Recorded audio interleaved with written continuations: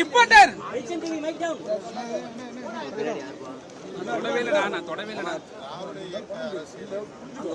எனக்கு மூஞ்சியே வராதுக்கு சக்தி சக்தி அவருடைய பங்களிப்பை போற்றும் வகையில் மகேஷ் மைக் உள்ளத்துல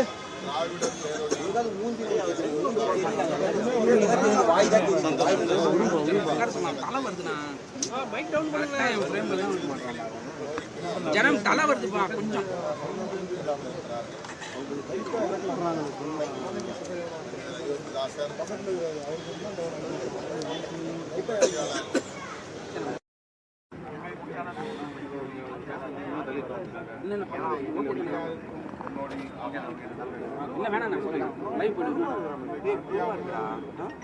விவாதிக்கப்படுகிற புரட்சியாளர் அம்பேத்கரின் மற்றும் தமிழக அரசியலின் அடித்தளமாக விளங்குகிற பெரியார் ஆகியவற்றுக்கெல்லாம் முன்னோடி அரசியலை முன்வைத்தவர் முன்னெடுத்தவர் பண்டிதர் அயோத்திதாசர். கல்வி, வேலைவாய்ப்பு,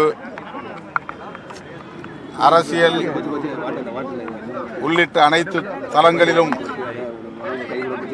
வாய்ப்பு மறுக்கப்பட்டவர்களுக்கு உரிய பிரதிநிதித்துவம் வழங்க வேண்டும் என்கிற குரலை ஓங்கி ஒலித்தவர். ஒரு பைசா தமிழன் என்கிற இதழை நடத்தியவர். திராவிட மகாஜன சபையை தோற்றுவித்தவர். தமிழ் பௌத்தம் என்கிற பௌத்தத்தின் மீள் உருவாக்கத்திற்கான கருத்தியலை உருவாக்கியவர். அத்தகைய பெருமைக்குரிய மாமனிதர் பண்டிதர் அயோத்திதாசரின் பிறந்த நாளில் அவருக்கு எமது செம்மாந்த வீர வணக்கத்தை செலுத்துகிறோம். சார், அமைச்சரவையில் இடம்பெற வேண்டும் என்று ஆதவர்ஜுனா அப்புறம் விஜய் விரும்புவதாக இப்போ சற்று முன்னாடி செய்தியாளர் சந்திச்சாங்க. அதாவது நீங்க இடம்பெற வேண்டும் அப்படின்னு அழைப்பு கொடுத்திருக்காங்க. அவருடைய அழைப்புக்கு நான் நன்றி சொல்ல கடமைப்பட்டிருக்கிறேன். எங்கள் கட்சியின் உயர்நிலை குழு 8ஆம் தேதி மாலை 6 மணிக்கு கூடியது. ஆன்லைன் கூட்டமாக அது நடைபெற்றது. இணைய வழியில் 9 மணி அளவில் அது நிறைவு பெற்றது. அந்த கூட்டத்தில் கலந்து கொண்ட பெரும்பாலானவர்கள் அமைச்சரவையிலும் இடம்பெற வேண்டும் என்கிற கருத்தை முன்மொழிந்தது அனைவருக்கும் அறிந்த உண்மை, அனைவரும் அறிந்த ஒன்று. ஆனாலும் நிறைவாக தலைவர் எடுக்கிற முடிவுக்கு கட்டுப்படுகிறோம் என்ற உறுதியை தந்தார்கள். அதன் அடிப்படையில் 9ஆம் தேதி பொதுச் செயலாளர்கள் 2 பேரோடும் கலந்து பேசி ஆட்சி அமைப்பதற்காக மட்டுமே நம்முடைய ஆதரவை நல்குவது என்கிற நிபந்தனையற்ற ஆதரவை நாங்கள் நல்கினோம். பதவியேற்புக்கு பிறகு வேளச்சேரிக்கு வருகை தந்த திரு விஜய் அவர்கள் தம்முடைய விருப்பத்தை வெளிப்படுத்தினார். அதை இப்போது மீண்டும் வெளிப்படையாக ஆதவ் அர்ஜுனா அவர்கள் வழிமொழிந்திருக்கிறார். இது குறித்து எமது முன்னணி பொறுப்பாளர்கள், பொதுச் செயலாளர்கள், மாநில பொருளாளர், முதன்மை செயலாளர் போன்ற முன்னணி பொறுப்பாளர்களோடு கலந்து பேசிய பின்னர் எங்கள் முடிவை அறிவிப்போம். ஆட்சியிலும் பங்கு, அதிகாரத்தில் பங்கு தான் விசிகாவுடைய கொள்கை. அப்படி இருக்கும்போது யோசிக்க வேண்டிய காரணம் என்ன சார்? தாவேகா கூட்டணியில் இணைந்து நாங்கள் தேர்தலை சந்திக்கவில்லை. நாங்கள் இன்னொரு கூட்டணியில், திமுக கூட்டணியில் இடம்பெற்றிருந்தோம். அந்த கூட்டணியில் 2 இடங்களில் நாங்கள் வெற்றி பெற்றோம். தாவேகா ஆட்சி அமைப்பதற்கு 2 இடங்கள் மட்டுமே தேவை என்கிற நிலையில் எங்கள் ஆதரவை நாங்கள் நல்கினோம். தற்போது வெளிப்படையாகவே தாவேகா தரப்பிலிருந்து விடுதலை சிறுத்தைகள், இந்திய யூனியன் முஸ்லீம் லீக் ஆகிய 2 கட்சிகளுமே அமைச்சரவையில் இடம்பெற வேண்டும் என்கிற விருப்பத்தை வெளிப்படுத்தியிருக்கிறார்கள். ஆகவே அவருடைய அழைப்பை நாங்கள் மதிக்கிறோம், நன்றி சொல்ல கடமைப்பட்டிருக்கிறோம். என்றாலும் இதற்காக மீண்டும் உயர்நிலைக் குழுவை கூட்ட வேண்டிய தேவையில்லை. பொதுச் செயலாளர்கள் 2 பேர், பொருளாளர், முதன்மை செயலாளர் ஆகிய முன்னணி பொறுப்பாளர்களோடு இந்த அழைப்பு குறித்து நாங்கள் கலந்து பேசி முடிவை அறிவிப்போம். எதிர்பார்க்கலாம் சார். ஏன்னா பெரும்பான்மை அமைப்பதற்கான அப்போதிலிருந்து தாவேகா அவங்களுடைய நிலைப்பாட்டில் கரெக்டா இருக்காங்க. குறிப்பா ஆட்சியிலையும் உங்களுக்கு பங்கு தரதா அந்த அப்போ பேச்சுவார்த்தையிலுமே சொல்லிட்டு இருந்தாங்க. இப்போ வெளிப்படையாகவும் இருக்கு. இதுல கட்சியினுடைய தலைவரா திருமாவளவனுடைய நிலைப்பாடு எப்படி இருக்கும், மக்கள் என்ன எதிர்பார்க்கலாம்? இல்லைன்னா ஒரு எல்லோருக்குமான தலைவர் அம்பேத்கர் என்கிற நூல் வெளியீட்டு விழாவிலேயே திரு விஜய் அவர்கள் வெளிப்படையாக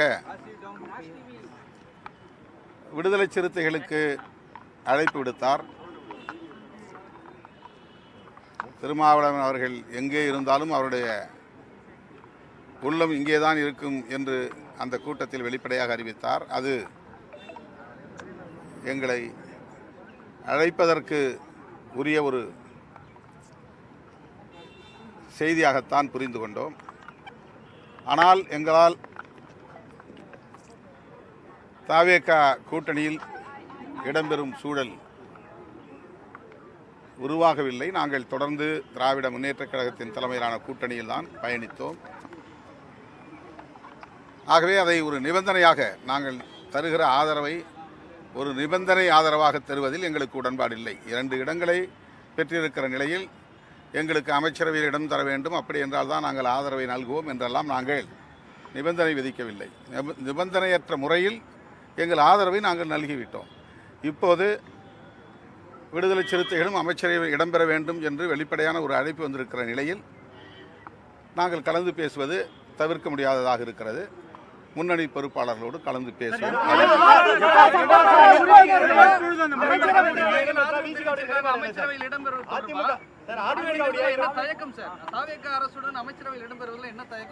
இப்பதான் திரும்ப அதுதான் விளக்கம் சொன்னேன்.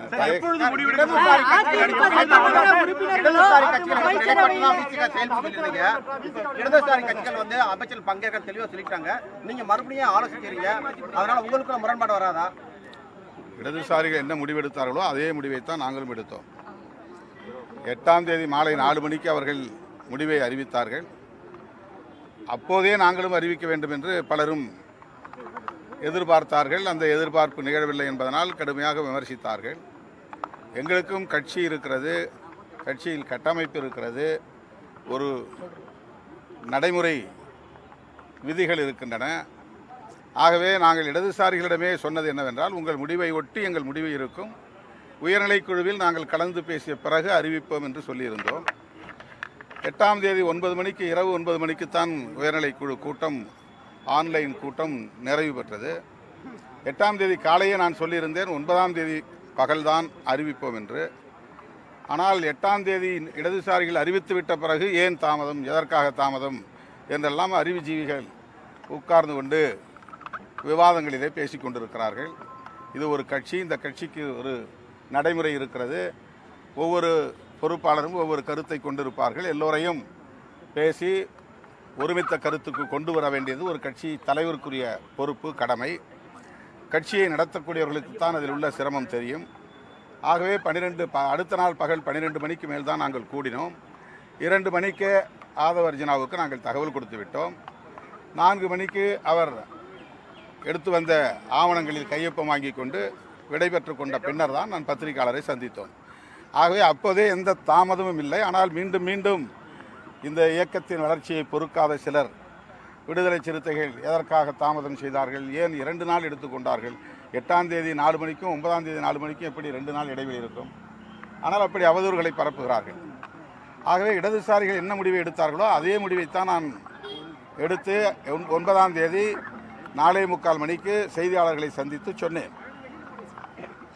இப்போது தாவேகா தரப்பிலிருந்து வெளிப்படையான ஒரு அழைப்பு வந்திருக்கிற போது எங்கள் தோழர்கள் அந்த அழைப்பை ஏன் ஏற்கவில்லை என்ற கேள்வி பிறகு எழுப்பக்கூடும்.